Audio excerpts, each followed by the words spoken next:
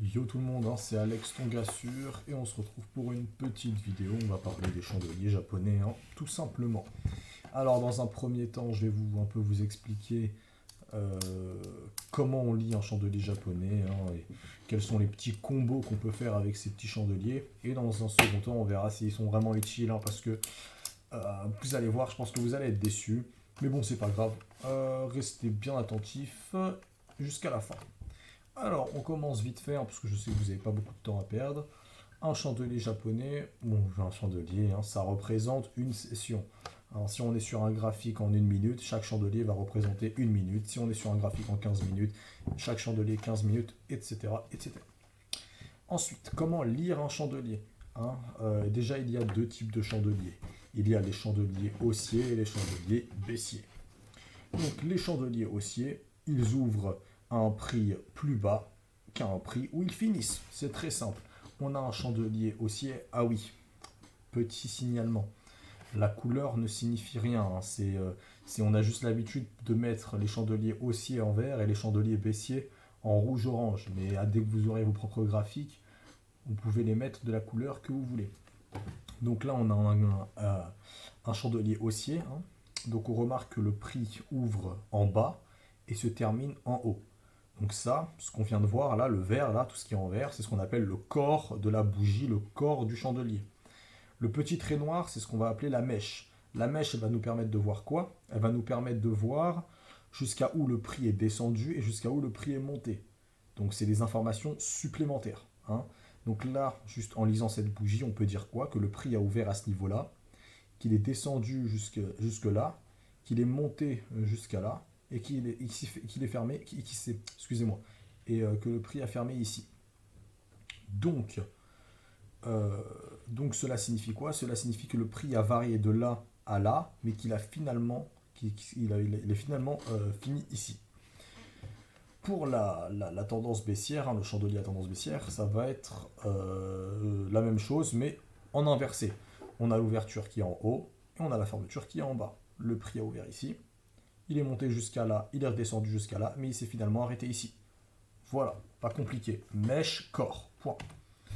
Ensuite, là, on va vraiment avoir les différents types de, de chandeliers qu'on peut avoir. Et en fait, on va appeler certains chandeliers vont nous montrer, vont nous forcer, entre guillemets, plus avoir une tendance haussière et d'autres vont nous montrer plus avoir une tendance baissière. Je m'explique. Si j'ai par exemple le chandelier numéro 1 et le chandelier numéro 2, si on les analyse, ils nous disent quoi? On remarque très bien que le chandelier numéro 1, on n'a pas de mèche, hein, on ne voit pas de mèche. Cela signifie quoi? Cela signifie que le prix a ouvert ici et qu'il a fermé ici, hein. Ça veut dire que le prix n'est jamais descendu plus bas qu'ici et le prix n'est jamais monté plus haut qu'ici. Cela, en fait, cela veut nous montrer que les acheteurs sont très forts. Les acheteurs, c'est vraiment les acheteurs qui ont la patate. Parce qu'ils se sont jamais laissés avoir. Il faut vraiment le voir comme un jeu, hein. C'est vraiment un jeu.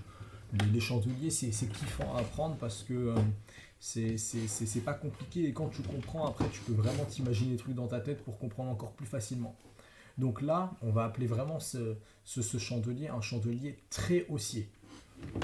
Ça veut dire que quand on voit ce chandelier, on va vouloir aller et parier à la hausse.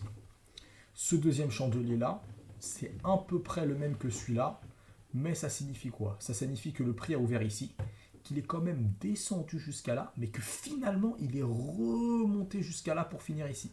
Donc il y a une petite faiblesse des acheteurs, mais des vendeurs, excusez-moi, mais les acheteurs sont quand même très en force, hein, parce que le prix est descendu jusqu'à là et les acheteurs ont monté le prix jusqu'à là.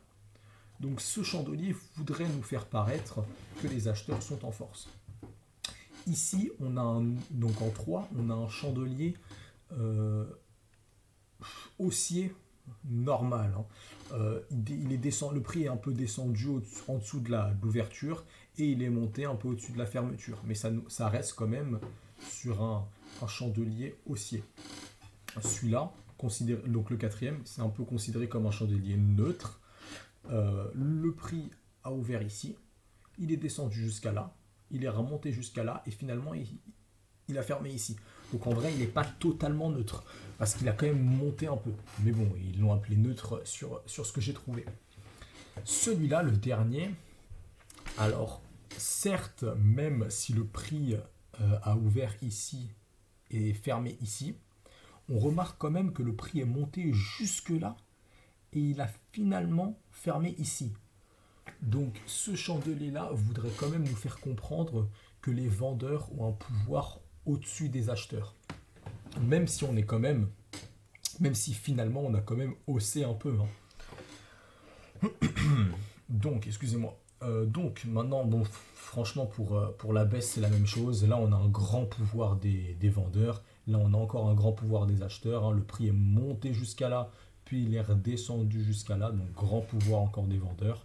Là, tendance baissière normale. Là, neutre entre guillemets. Et là, le prix a ouvert ici. Il est descendu jusqu'à là et finalement il est remonté jusqu'ici. Donc ici, hein, ces deux patterns, en fait, même si là, finalement, on hausse ce prix, ce pattern-là voudrait quand même nous faire comprendre qu'il y a une descente qui va arriver et celui-là, une montée qui va arriver. Mais bon, ça, vous allez voir qu'en fait, finalement, on s'en fiche un peu.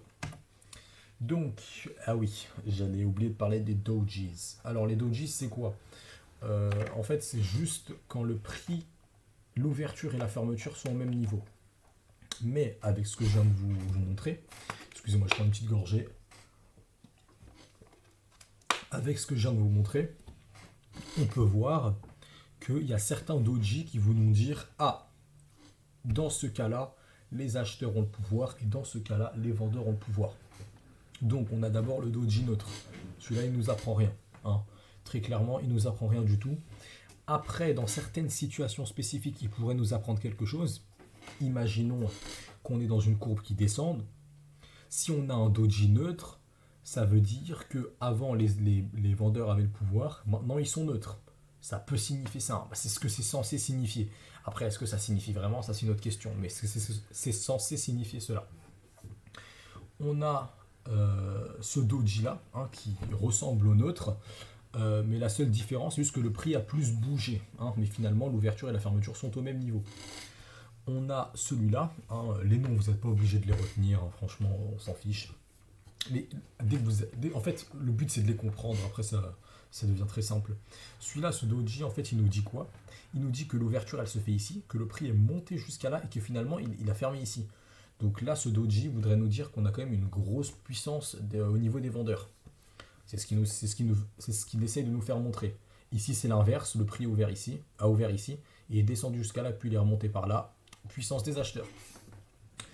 Donc maintenant, on va voir, maintenant qu'on a un peu expliqué hein, les chandeliers, les bougies japonaises, donc n'hésitez pas à faire des pauses entre-temps si vous ne comprenez pas. Essayez de vraiment de voir ce que j'ai dit au ralenti pour vraiment mieux comprendre.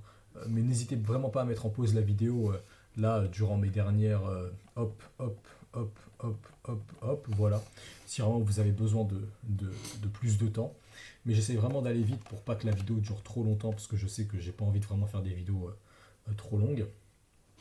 Donc, maintenant qu'on a fini avec les chandeliers, là, normalement, vous devez tout connaître. Là, avec ce que je vous ai dit, vous pouvez analyser n'importe quel chandelier. Mais il reste un dernier truc.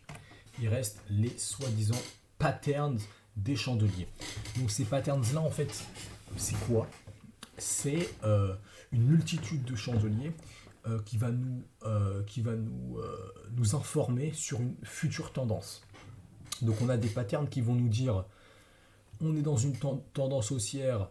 Tu vois ce combo-là, la tendance, elle va changer ou la tendance, elle va continuer. Donc, on regarde vite fait. Le tout premier pattern qu'on a, Bearish Engulfing. Bon, on s'en fiche hein, du nom, encore une fois, mais bon, je le dis. Ça nous montre une pattern, donc un chandelier haussier qui va se faire engouffrer par un chandelier baissière. Donc ça veut nous dire que derrière, on va avoir une tendance baissière et qu'on va gagner plein d'argent si on vise à la baisse. Ici, on a quoi? Ici, en fait, ça nous dit un renversement de tendance. Ça veut dire que là, on est dans une tendance haussière. Si on a ces deux patterns-là, avec ce que je vous ai dit avant, là, quand on a ces deux patterns, ça veut dire que le pouvoir est au vendeur. Parce que comme on peut le voir dans ce pattern-là, le prix a ouvert ici, excusez-moi, il est monté jusque-là et il est redescendu jusque-là. Vous voyez? Là, ici, il a ouvert ici, il est monté jusqu'à là et il est redescendu jusqu'en bas. Donc là, ça voudrait dire qu'après, on a une grande tendance baissière. Bon, vous les avez compris, hein, franchement, ça veut dire la même chose. Là, par exemple, on a une tendance baissière. Dès qu'on a trois verres comme ça d'affilée, ça veut dire que d'un coup, on va avoir une tendance haussière. Donc, bien sûr, hein, vous verrez très rarement exactement la même construction. Elle sera toujours un peu différente, mais bon, c'est pas grave. C'est pas grave. Euh, Vous allez voir qu'en fin de compte, c'est bien beau. Franchement, les chandeliers japonais, c'est stylé. Mais malheureusement, on ne peut pas densifier. Et je vais vous le dire pourquoi plus tard. Mais bon, voilà. On a ces petits combos-là. Vous pouvez les apprendre, hein, ou les avoir à côté quand vous voulez trader. Ça va pas faire de mal. Ou pas. Hop. Donc, maintenant, je vais vous dire pourquoi il ne faut pas se servir de ces chandeliers pour trader, surtout le Forex. Déjà, il faut savoir que le Forex, c'est un marché assez spécifique, hein, parce que la plupart des autres marchés, c'est de l'offre et de la demande. Et le Forex, pour la plupart d'entre vous, et moi d'ailleurs, je pensais vraiment que c'était de l'offre et de la demande, mais en fait, loin de là, il y a un peu d'offre et de demande. Malheureusement, il y a beaucoup de manipulation des banques.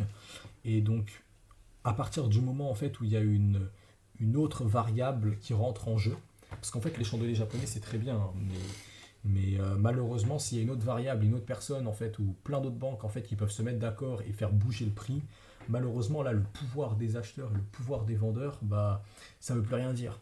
Si moi, je peux bouger le prix comme je veux, on remarque qu'en fait, les chandeliers ne veulent plus rien dire.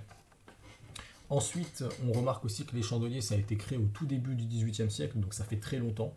C'est pas un argument de fou, mais quand même, il faut se dire qu'en quelques années, je pense qu'on a pu créer mieux.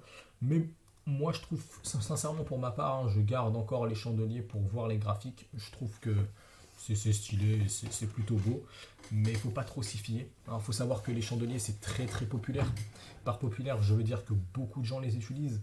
Et dites-vous juste qu'avec ce que je vous ai dit, que le fait que ce soit les banques qui manipulent les prix, dites-vous que si vous utilisez en gros des indices qui sont très populaires, donc comme les chandeliers, il faut savoir que la plupart des traders utilisent les chandeliers pour trader, vous allez vous rendre très populaire. Et si vous êtes dans la masse populaire, les banques vont être contre vous. Une banque, c'est très simple. Elle arrive à voir, j'ai dit une banque, mais je vais plutôt parler des grosses banques. En fait, elles arrivent à voir plutôt les traders qui ont parié à la hausse et qui ont parié à la baisse. Donc, si la masse a parié à la hausse, ils vont parier à la baisse. Vous m'avez compris. Mais je dédierai une vidéo totalement à ce sujet-là parce qu'il y en a énormément à dire. Mais voilà pourquoi les chandeliers, malheureusement, franchement, c'est stylé comme indicateur, mais c'est beaucoup trop populaire. Et vous allez voir aussi que c'est trop aléatoire.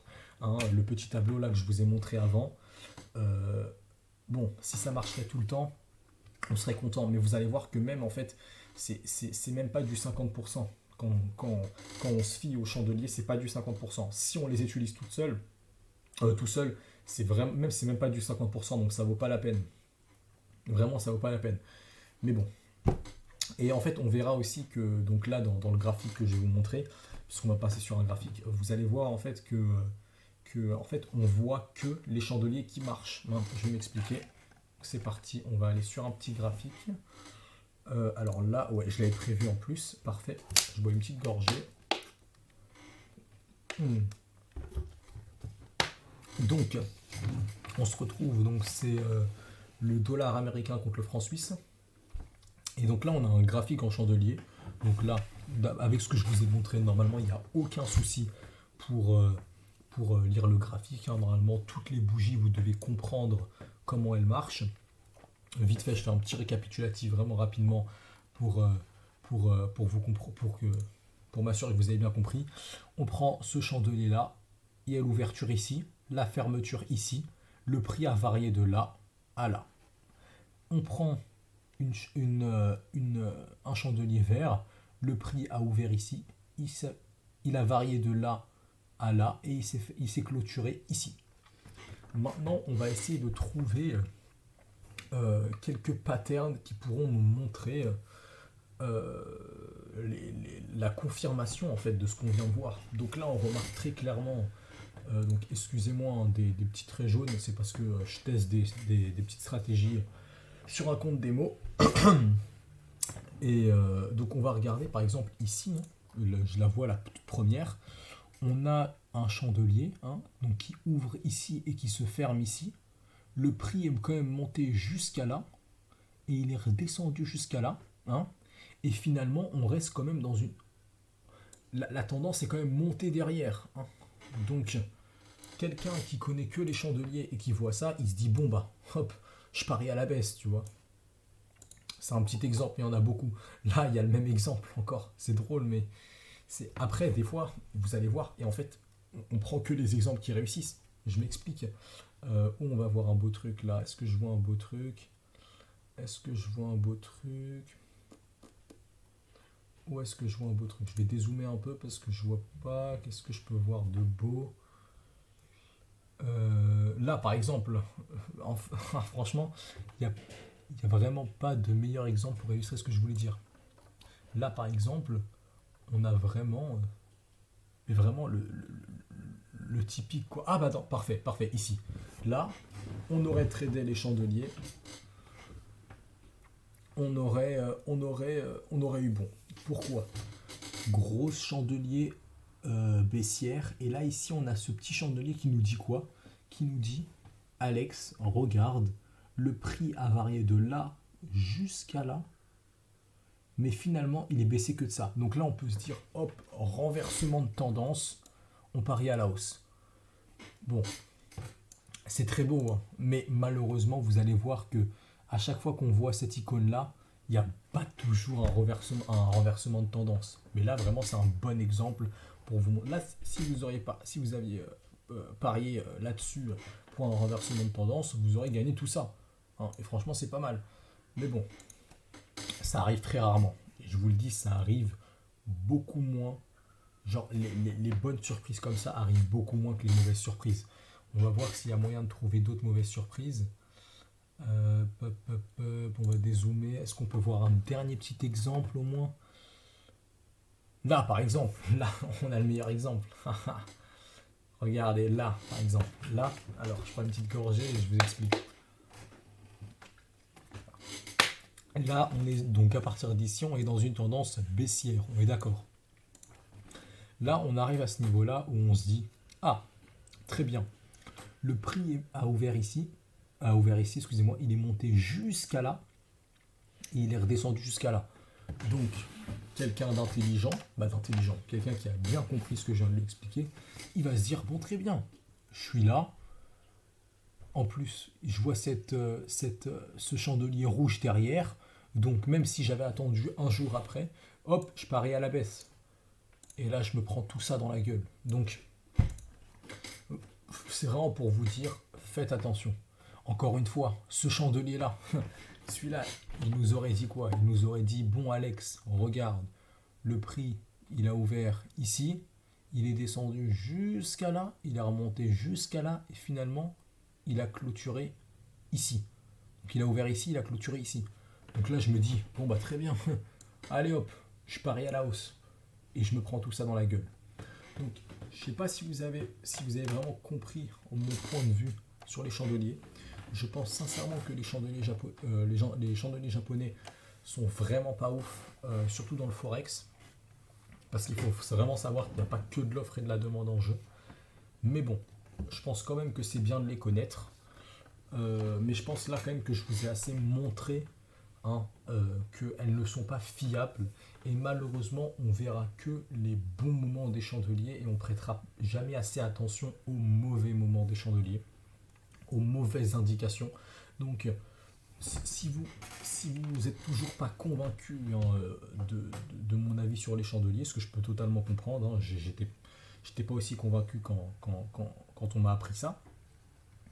Bah, c'est simple, ouvrez plusieurs graphiques sur votre plateforme de trading, ouvrez vraiment plusieurs graphiques et amusez-vous sur une petite feuille ou sur un document juste à côté à compter le nombre de trades que vous auriez pris avec les chandeliers japonais et compter le nombre de fois où vous auriez perdu, où vous auriez gagné. Et vous verrez par vous-même. Je pense vraiment que c'est la meilleure des choses pour vous convaincre. Là, très clairement, on peut remarquer chandelier baissier, baissier, on a une montée derrière. Donc, vraiment, faites ça, amusez-vous par vous-même. Bien sûr, quand vous le faites, ne vous mentez pas à vous-même. Hein, ne me dites pas, ah, celui-là je l'aurais pas pris, celui-là je l'aurais pas pris. Oui, la mèche elle est pas totalement, elle est pas assez longue. Non, non, vraiment, essayez vraiment de vous mettre vraiment dans votre peau et qu'est-ce que vous auriez fait sur le moment même. Et ne vous mentez pas à vous-même, c'est vraiment pas ce qu'on veut. Et après, regardez juste votre taux de réussite et est-ce que ça en vaut vraiment la peine. Donc, sur ce, je pense que j'ai fait un peu le tour des chandeliers. Si vous avez des questions, n'hésitez pas à les poser dans les commentaires. Et je vous retrouve une prochaine fois où on va parler de... Oh, on verra. Je pense que je parlerai des supports et des résistances. C'est un bon sujet. Surtout que tout le monde fait que parler de ça alors que, je vais vous dire la vérité, c'est de la merde. Mais on verra. Je me prononce pas trop là-dessus. On verra. À la semaine prochaine.